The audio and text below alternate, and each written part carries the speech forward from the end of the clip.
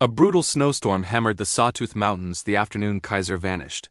One moment the German shepherd stood beside Jack Turner, former Marine, now a recluse living miles from the nearest road, and the next, the dog bolted into the trees as if called by something only he could hear.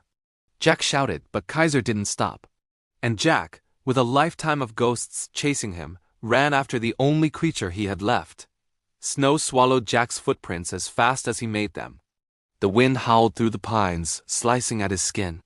He followed the dog-ass tracks to a frozen ravine where a waterfall roared behind a veil of mist. And then Kaiser's bark echoed from inside the mountain. Jack pushed behind the icy curtain and squeezed through a narrow gap in the rock. Inside the cave, the darkness felt ancient. Frost clung to the walls. Military crates lay stacked and rotting. A rusted M16 rested on top. And buried in the silt beneath them, Jack found a small iron box.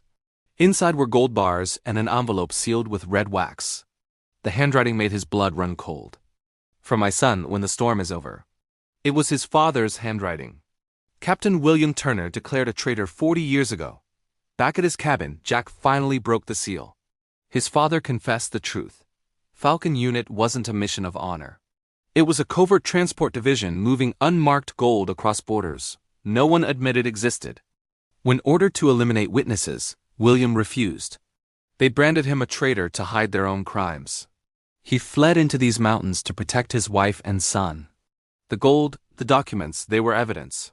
Jack's hands shook as he finished reading. His father hadn't betrayed his country. His country had betrayed him. But someone else wanted that truth buried again. That night, headlights crawled up the old logging road. Strangers stepped out armed, quiet, and moving with the confidence of men who'd done violence for money. Jack doused the lantern and watched them from the dark. They didn't approach the cabin. Instead, they headed toward the ravine, toward the cave. At sunrise, a journalist arrived, Lauren Pierce, following a lead about Falcon Unit and the missing Turner files. She traced the cover-ups, the disappearances, even the man who leaked the photo of Falcon Unit before vanishing himself. When she saw the proof Jack carried, she didn't see gold, she saw truth. And that made her a target.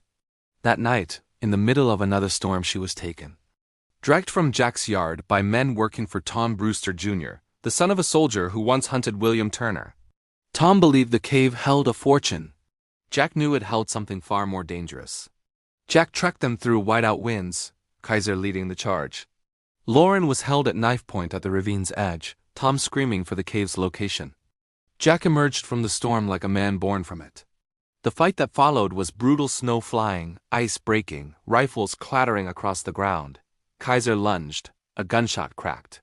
And when it ended, Tom Brewster Jr. lay in the snow, the storm finally quiet around him. Lauren lived. The documents lived. And the truth lived.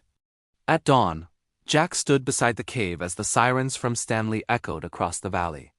After 4 decades, his father's name was finally cleared. The storm had passed, and with it, the lie that had shaped his entire life. But in the mountains, Jack knew one thing. Some storms don't destroy us. Some storms reveal what was buried beneath the ice all along.